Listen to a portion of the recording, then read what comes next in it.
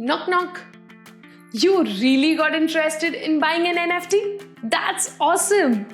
But before you take the next big step, I'm going to take you along in my next adventure trip. Yay! I am meeting my fellow Indian crypto content creators from NAS Academy and Metaverse Fellowship in Pondicherry. And these smart-ass friends of mine will tell you all that you should watch out for before entering into the NFT space.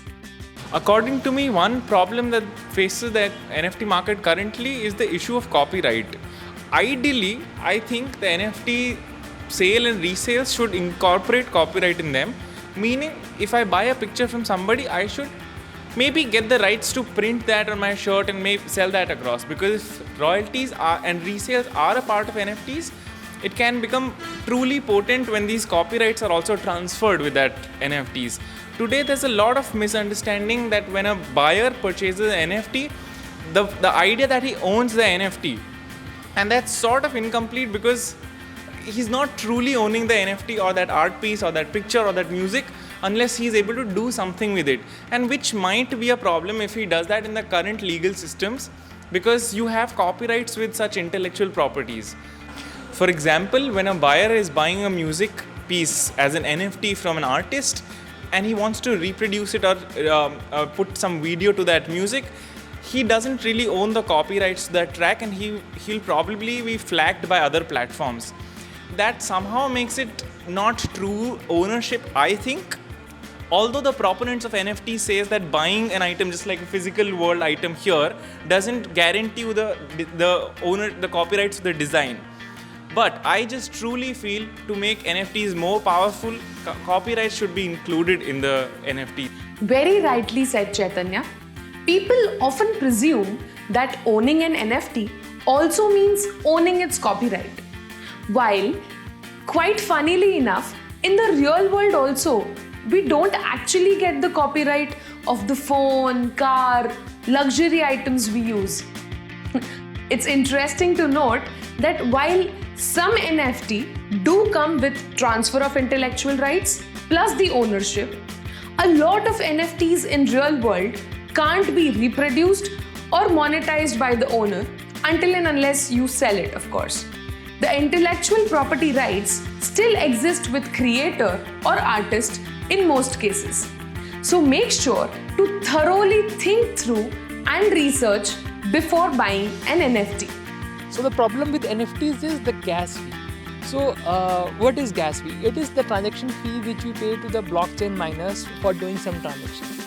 Okay, and sometimes I've seen is the gas price is itself double the price of NFTs. So that is like tough. Like that makes it like that brings some friction in buying the NFTs. Like the person like me जिसके पास पैसा ही नहीं है ठीक है NFT लेने के लिए ना, खाली जेब अपनी, और if I want to buy NFT इतनी मुश्किल से, उसमें भी जब NFT की लेते हुए ट्रांजेक्शन प्राइस का डबल होगा, दैट इज़ अ प्रॉब्लम है. एंड उसके बाद प्रॉब्लम क्या है गैस फी के साथ कि it keeps on changing also. Like आज अगर वो इट इज़ लाइक 0.02 ETH और like it's like 0.2 Ether, it will keep on changing. The next day it might be like 0.4 Ether or 0.04 Ether. So that fluctuation also like bring some problems in deciding like what NFT you want to buy and when. So that is the problem with NFTs. And I think वो solve करना चाहिए ना भाइयों बहनों. इससे पहले सलमान भाई के NFT आए, उसके पहले ये प्रॉब्लम को सॉल्व करना चाहिए. Sukhneer yaar, gas price is a very legit problem. And who knows it better than us? I have paid gas price even when my NFT purchase didn't go through. Really.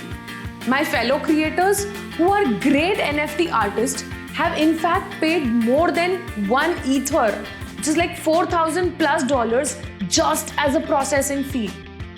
Due to variation in gas prices all day, it really becomes difficult to plan the actual crypto budget required for buying an NFT.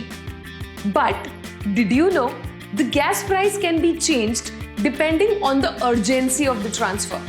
Low, medium, and high. For more detailed information, follow this video where I share tips and great hacks of saving money while doing crypto transactions. and we all are literally waiting for Ethereum 2.0. Probably the gas fees won't be an issue then. Frauds are everywhere. And sadly, some people in this space also try to take advantage of this naivety of the newbies. Once an NFT collector ended up buying a Shutterstock image for a large bag of crypto. Upon knowing that he was cheated, the entire community came together, helped this collector by buying a lot of art from him and banning that fraud artist forever. Although, a simple hack here could be to use something like Google Lens to find out if that particular picture has already been anywhere on the internet or not.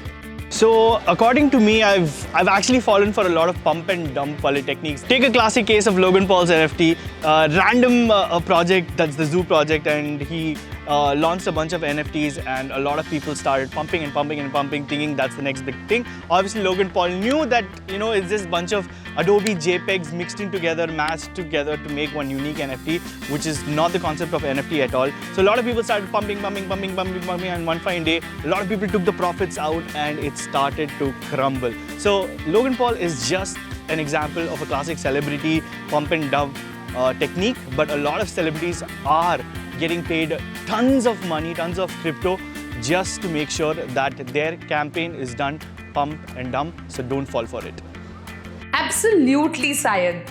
For this reason, research the fundamentals of a project, like founders, who are the developers, what is the vision of the project, art, aesthetics, how motivated, how well marketed the project is, and most importantly, the community. If the community is only talking about profits and nothing else in channels like Discord, or if there is a real-time bonding that is happening inside the community, सावधान रहे, सतर्क रहे. Ha! Hope you got some wisdom. I mean the gyan, not the tooth. Awesome. If you want to hear more from them, subscribe to my friends.